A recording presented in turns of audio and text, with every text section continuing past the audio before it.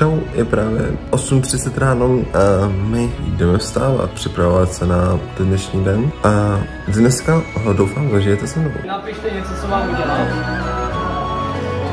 Kolo se nikdy nepřestane točit. Dovolte jsme dělat like, odběr a uvidíme ahoj. Jako první jsem si sestříhal jeden short, poté se najedl, zbalil jsem si věci a vyrazil metrem na místo určení na Chodov do Playzone arény. Všude zatím vládl chaos, mezitím jsem si popovídal s Lukerisem, vyplnil jsem si kartičku a dočkal se až na začátek akce, kdy mě také čekal první twist a to byl kolo SMP Kahoot. Vítám vás u Playzone arény, právě jsem dorazil a doufám, že dál koukáte. Už tady mám kartičku předvyplněnou, už jsem to stihl, dorazil jsem ji vyplnit a jdeme pokračovat a jdeme se bavit. Jako další věc následoval talk panel. V čem podle vás konkrétně spočívá ta atraktivita kola SMP? Proč se na to tak vůbec jako lidi dívají, mají dívat? Protože tam hraje Marvex. Já si myslím, že to je z velké části ani to, že to je vlastně jednou týdně na 3 hodiny, jak přemýšlím radši je to jednou týdně na 3 hodiny, takže si člověk najde ten čas na to se na to podívat. Já bych nerad lhal, ale myslím, že to bylo minimálně jedno z prvních SMPček na v Česku, který přivedl takovou tu mechaniku nebo styl contentu příběhovýho věc. Takže to je zároveň nic efektivního a experimentálního, co se no, já jsem de facto chtěl říct tady, co je tam na ty kilohramy, že je to docela unikátní a že to se mluvit vlastně styl epizod a prostě taková contentu na českým. Tak, já nevím, proč lidi koukali na kolo jedničku, ale kolo dvojka tak má úplně jednoduchou odpověď a to je Franta z Horní Dolní.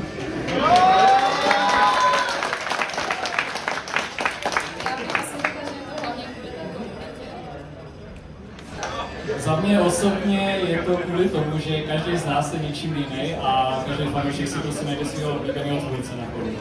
No, já bych chtěl říct, že je nevýhoda, že jsem poslední, ale určitě, proč by to lidi měli sledovat, protože je to na Foxu, takže rozhodně proto. A potom určitě kvůli těm lidem, že jo, protože jsme se tam sešli všichni na jednom místě a to si myslím, že to dělá to unikátní, no. Takže to je takhle. Dobře, tak ještě teda to, abych nebral kredit, tak Mára chtěl přednést víceméně staré Annihilationy, přetvořit je a právě vrátit nějakou tu slávu těm Annihilationům v nějaké nové podobě, v nějakém novém kabátu a zrovna na tom se začne potom albumu asi pracovat, možná ještě něco dalšího. Následovala nejdůležitější otázka všech dob a to, kdo zabil Berana. Vzhledem k tomu, že ten gamer hrál Lockdown Protocol a především gamer rozhoduje o tom, kdo bude na miner a kdo ne, tak tvrdím, že ho zabil Ment. Děkuji za pozornost. Podle našeho pana prezidenta ho zabil gamer. Takže já souhlasím s panem prezidentem. Gamer. Já teda se přiznám, dovolím si takhle odpovědět na otázku, já jsem dělal detailní šetření, detailní rozbor. Myslím, že měl kolem 6 hodin a nakonec mi z toho vypadlo to, že to byl právě pan Gamer. Následovalo vytočení nového twistu pro další díl kola. OK, tak jo, jdeme to udělat mým oblíbeným způsobem, bude se to točit 1 celou minutu. Meteority uzedná hodina. Klidně to zakřičte všichni najednou. 3, 2, 1. To je můj oblíbený twist, ten jsem slyšel, výborně. Tak jdeme ho vytočit. Jdeme na to. Jdeme na to.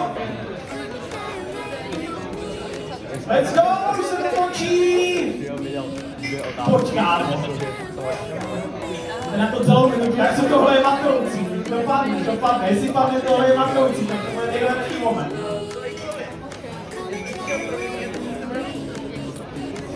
Já mám twisty byl dobrý, a to byla někdy zbytná věc zeme. Tak jo, už to bude? Nám to zpomaluje.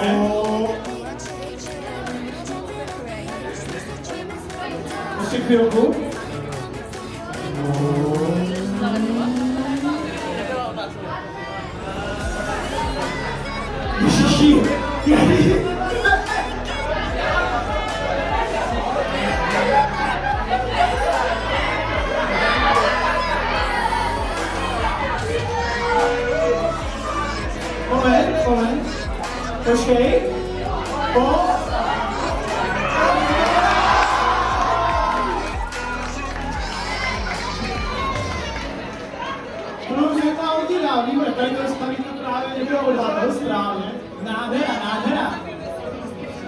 Jako další twist následoval Battle Royale, kdy jsem v prvním kole získal 8. místo.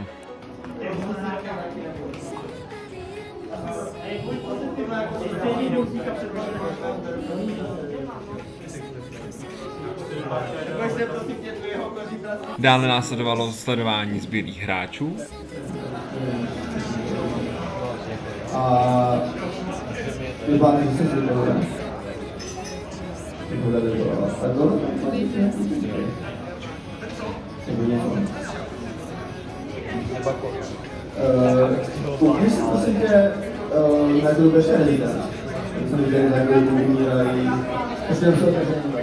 Aby tohle nebylo málo, tak do Battle Royale se také dostal jeden nezvaný host.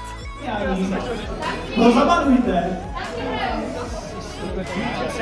Zabanujte ho, není tady vůbec! On to prostě screen sniper, kámo, z domu.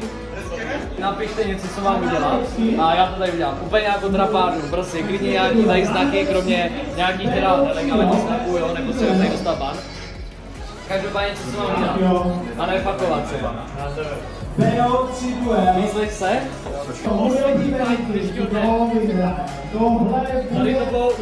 Tady to bylo udeření, a jdeme na to, je to souboj v exách. Stevik zahodil helmu, takže tady někdo ukazuje, že si prostě věří. Tady doslova někdo ukazuje, že si věří.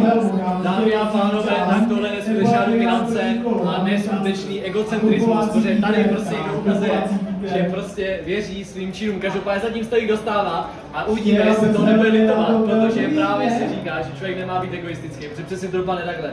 Takže lidi, buďte vždycky pokorní, i když jste dobří, že pak dopadnete špatně stejně jako Stevik teďka. Víte, že dostal, a dámy a pánové i tak vyhrál. Je to naprosto neskutečný, ale i tak vyhrál. Takže gratulujeme. Potom jsme si mohli vytočit další nějaké odměny, jako bylo tričko, bonbony nebo návštěva kolo SMP. Já jsem poprosil zkusil, aby to za mě roztočil a roztočil mi takovej pytlíček bonbonů akorát. Nevadí, bohužel od toho nemám žádný záznam, takže vám to řeknu jenom takhle. A teď tady mám vzkaz od všech youtuberů pro vás všechny. Díky moc, koukejte ještě do konce. Tak jo, děkuju, že jste zhlédli tohle video z kola SMP srazu. Doufám, že se vám kolo SMP sraz líbil a teď budete litovat, že jste tam nedošli po tom, co jste to viděli. Vaše chyba, příště přijďte, dejte like a odběr, kdo ho nedá, tak si ho sám vyhledám a odhlásím mu odběr u mě. A to nechcete, protože byste přišli o moje skvělé vště. Tak jo, děkuju za zhlédnutí a mějte se, čau. Díky za sledování tohle videa, jestli se vám líbilo, tak dejte like a odběr a mějte se hezky, čus. Tak jo, díky za sledování a čau. Když už se to líbilo, nesmíte dát like, odběr a uvidíme se dalšího, ahoj. Díky, že jste koukali na tohle video a já jdu domů. Děkuji, že jste tady byli, uvidíme se u dalšího videa. Čau. Díky, že jste tady byli, bylo to náročné, ale bylo to super, ale teď mějte se, čau. Tak, doufám, že jste si to užili, protože já ne. Užívejte večera a dobrou noc. Tak já vám děkuju za dnešní brikule a... Nezapomeňte, kolo se nikdy nepřestane točit. Tak jo, majte se krásně a kámen s vámi. A kup si dvere, ano. Tak jo, guys, tohle byl vlastně mega skuci event. Tady za mnou vidíte všechny ještě pozůstalí, tady jsou pozůstalí. Díky moc, že jste koukali. Máte tady ještě přede mnou nějakých pár auter, který natočili youtubery. Díky moc za zhlédnutí, mějte se krásně a zatím čau čau.